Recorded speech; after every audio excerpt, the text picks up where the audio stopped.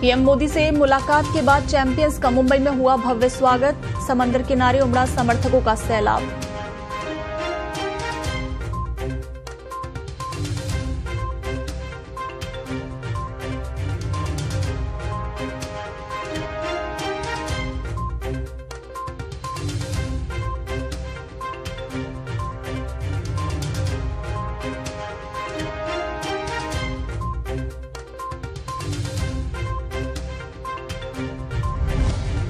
हेमंत सोरेन ने झारखंड के सीएम पद के लिए शपथ। राज्यपाल ने पद और गोपनीयता की दिलाई शपथ। 31 जनवरी को पद से दे दिया था इस्तीफा।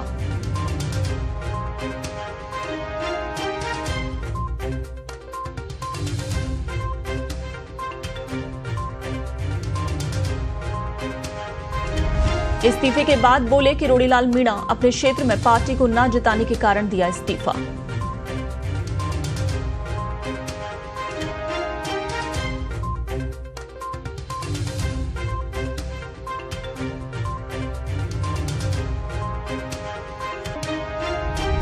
हाथरस हादसे में भोले बाबा का बयान आया सामने। खुद को बताया बेकसूर। मुख्य आयोजक भी फरार। हादसे की जांच के लिए कमेटी गठित।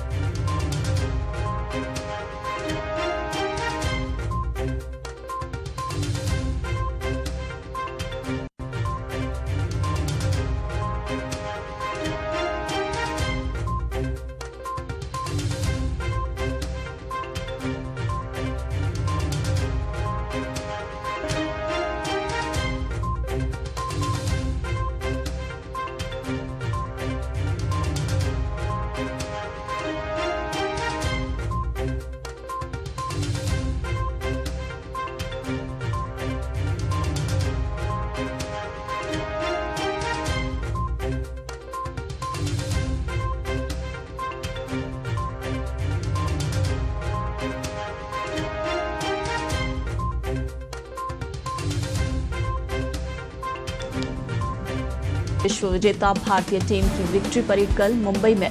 विक्ट्री परेड में उमड़ा जन सैलाब। टीम के स्वागत के लिए देश ने बिछाए पलक फावड़े। तो आपको बता दें कि बारबाडोस से टीम इंडिया जो कि कल सुबह दिल्ली पहुंची थी, सबसे पहले दिल्ली एयरपोर्ट पर टीम इंडिया का जमकर स्वागत हुआ। दिल्ली ने दिल से स्वागत किया और उसके बाद पूरी टीम ने प्रधानमंत्री मोदी से मुलाकात की। उसके बाद टीम इंडिया मुंबई पहुंची, जहां मुंबई एयरपोर्ट से लेकर और फिर वानखेड़े स्टेडियम तक जिस तरह से विक्ट्री परेड निकली, उसमें जन सैलाब उमड़ पड़ा। विश्व विजेता भारतीय टीम की ये विक्ट्री परेड और पूरी टीम की एक झलक के लिए काफी संख्या में लोग वहां पहुंचे थे। समंदर किनारे जन सैलाब उमड़ पड़ा था। टीम के स्वागत के लिए देश ने पलकें बिछा दी गई। जिस तरीके से टीम का स्वागत हुआ, काफी गदगद दिखाई दिए टीम के कप्तान और पूरी टीम, जिन्होंने शुक्रिया भारत भी कहा। तो विश्व विजेता भारतीय टीम की विक्ट्री परेड कल मुंबई में, जहां पर जन सैलाब उमड़ पड़ा। पहले दिल्ली में जमकर स्वागत हुआ, उसके बाद पीएम से मुलाकात और उसके बाद मुंबई पहुंची टीम इंडिया। वानखेड़े स्टेडियम भी खचाखच भरा हुआ नजर आया। तो 13 साल बाद भारत ने क्रिकेट का कोई विश्व कप जीता है। यही कारण है कि टीम इंडिया का दिल्ली ने दिल से स्वागत किया तो मुंबई ने मोहब्बत से स्वागत किया। फैंस का ऐसा जज्बा देखकर वर्ल्ड चैंपियंस ने सभी को धन्यवाद कहा। वानखेड़े में खास आयोजन के बाद टीम को 125 करोड़ रुपए का चेक सौंपा गया। दरअसल करीब 16 घंटे का सफर करके खिलाड़ी दिल्ली पहुंचे कल, जहां एयरपोर्ट पर पहले उनका भव्य स्वागत हुआ, जिससे सभी की थकान छूमंतर हो गई। और इसके बाद ये हिंद के सितारों ने पीएम मोदी से मुलाकात की, उनके साथ नाश्ता भी किया। बूंदाबांदी के बीच इंदिरा गांधी इंटरनेशनल एयरपोर्ट से बाहर निकले तो सैकड़ों फैंस उनका उत्साह बढ़ाने के लिए वहां नारे लगा रहे थे और तिरंगा लहरा रहे थे। एयरपोर्ट पर फैंस का हुजूम था। चैंपियंस के स्वागत के लिए स्पेशल केक का इंतजाम भी किया गया था। वहीं टीम के कप्तान रोहित शर्मा और जय शाह ने केक काटा और फिर कारवां आगे बढ़ा। इंडिया इंडिया के जयकारों के बीच एक एक कर खिलाड़ी टीम बस में सवार हुए। होटल में माहौल और भी मस्त था। ढोल नगाड़े पहले से ही बज रहे थे। बस से उतरते ही कप्तान रोहित और सूर्य कुमार उसमें खो गए। दोनों ने जमकर भांगड़ा किया।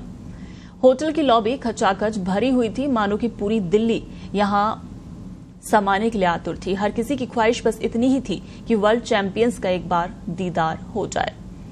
उसके बाद टीम इंडिया का मुंबई में भी जोरदार स्वागत हुआ। एयरपोर्ट पर भारतीय क्रिकेट टीम को वाटर सैल्यूट दिया गया। वहीं प्लेन से बाहर आने पर उनका माला पहनाकर स्वागत किया गया। फिर बस में सवार होकर विक्ट्री परेड के लिए निकले तो मुंबई ने हिंद के सितारों को सर माथे पर बिठा लिया। चारों ओर इंडिया इंडिया की गूंज सुनाई दे रही थी।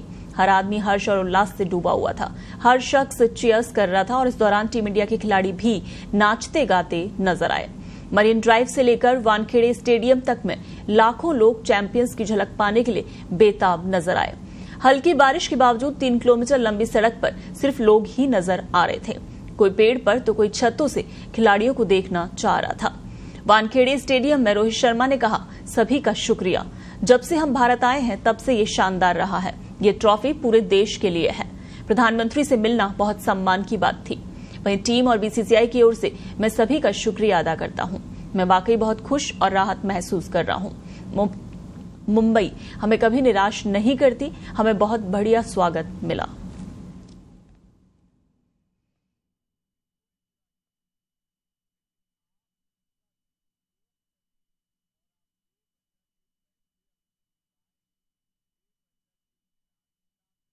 राजस्थान के कृषि मंत्री और भाजपा के वरिष्ठ नेता डॉक्टर किरोड़ी लाल मीणा ने मंत्री पद से इस्तीफा दे दिया। डॉक्टर मीणा मंत्रिमंडल के वरिष्ठ सदस्य थे। इस्तीफे की मुख्य वजह मीणा ने अपने क्षेत्र में पार्टी को न जिता पाना बताया है। उन्होंने कहा कि उन्होंने नैतिक जिम्मेदारी के चलते अपने पद से इस्तीफा दिया है। डॉक्टर मीणा ने सरकार को अपना इस्तीफा 20 जून को ही सौंप दिया था। इसी वजह से वो पिछले दिनों हुई सरकार की अहम बैठकों में भी शामिल नहीं हुए। कर रहा हूँ 10-12 जिले तो ऐसे हैं जो आप लोग जानते हैं। तप की तपस्या किया, परिश्रम की, आंधी हो, तूफान हो, बरसात हो, आमागढ़ हो, लाठी हो, जेल हो। आपका अच्छा रोल है, डिप्टी सीएम लेवल के भी। उसके बावजूद भी मैं मेरे प्रभाव वाले क्षेत्र में पार्टी को जिता नहीं सका। चुनाव के दौरान घोषणा कर दी थी तो उस घोषणा को मैंने पूरा किया है। माननीय मुख्यमंत्री जी की जानकारी में 20 दिन पहले दे दिया था। आज मैंने घोषणा कर दी, बस इतना ही है। आगे अडिग रहोगे, अगर मंजूर नहीं होता तो आपका क्या स्टैंड रहेगा? देखो ऐसा है, आला कमान ने मेरे को जयपुर बुलाया, दिल्ली बुलाया कल। मैं जाऊंगा, उनको संतुष्ट करूंगा कि मैं नाकामयाब रहा, पार्टी को जिता नहीं सका और मैंने वचन दिया था कि अगर पार्टी नहीं जीती तो मैं मंत्री पद से इस्तीफा दे दूंगा। तो मेरी नैतिक जिम्मेदारी बनती थी, जब मेरी पार्टी नहीं जीती तो मैं वहां से इस्तीफा दे दूं।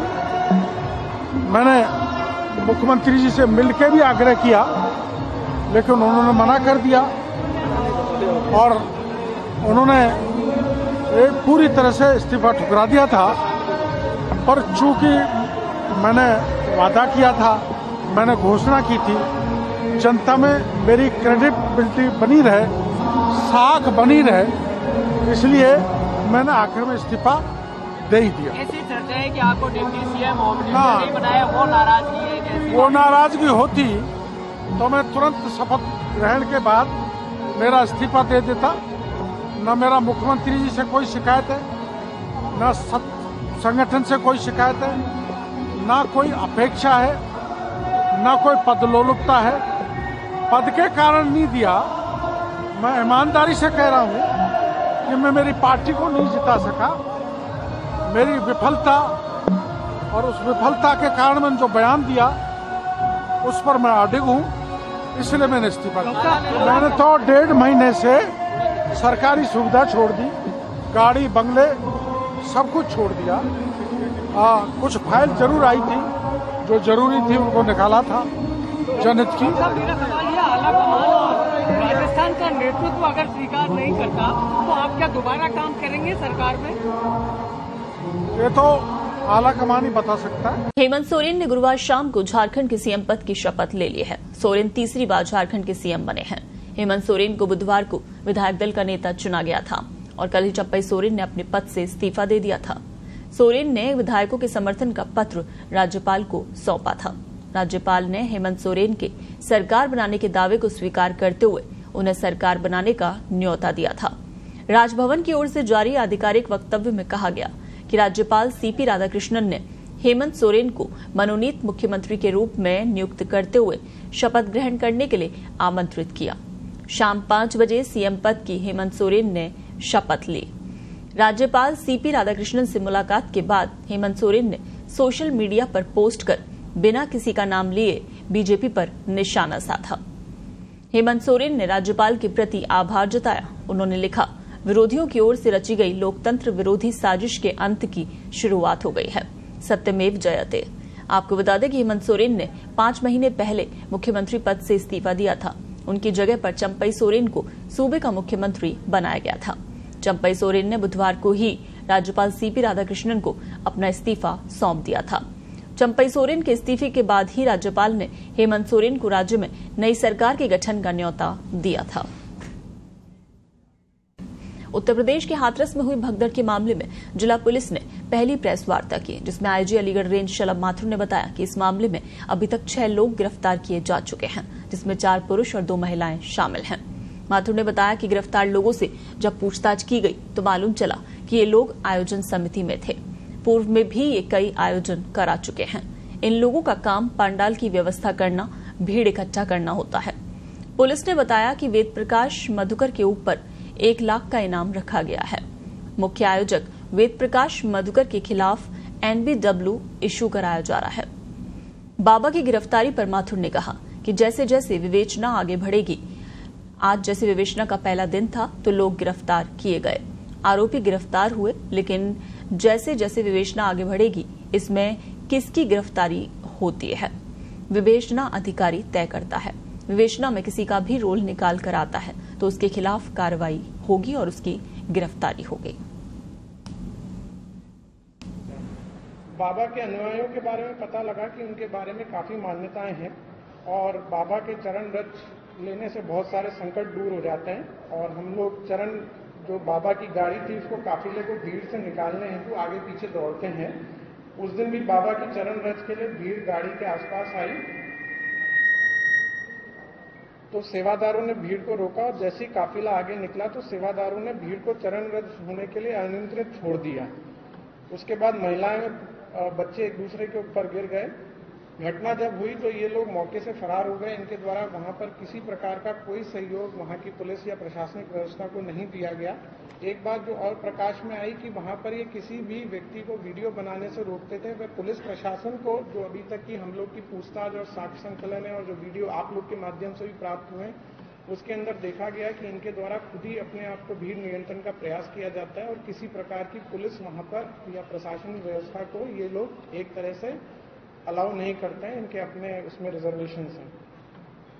ये भी बात जो मुख्य अभियुक्त हैं, जो प्रकाश मधुकर हैं, उनके ऊपर 1 लाख की गिरफ्तारी का जोन लेवल के ऊपर आदेश किया जा रहा है। 1 लाख का जो पुरस्कार होता है वो घोषित किया जा रहा है। शीघ्र उनके NBW की भी कार्रवाई की जाएगी और इसमें खासतौर से विवेचना में भी इस चीज को भी देखा जाएगा कि कोई आपराधिक षड्यंत्र किसी व्यक्ति द्वारा या किसी संस्था द्वारा तो नहीं है, ये किसी साजिश का तो हिस्सा नहीं था।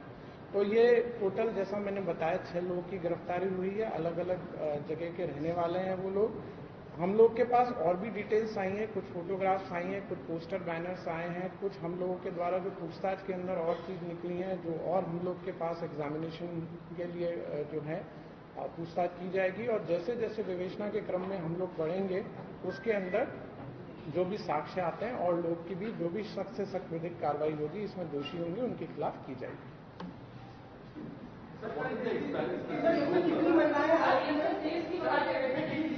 एक एक करके जस्ट 1 अभी 2 महिलाएं इसमें गिरफ्तार हुई हैं, 4 पुरुष हैं।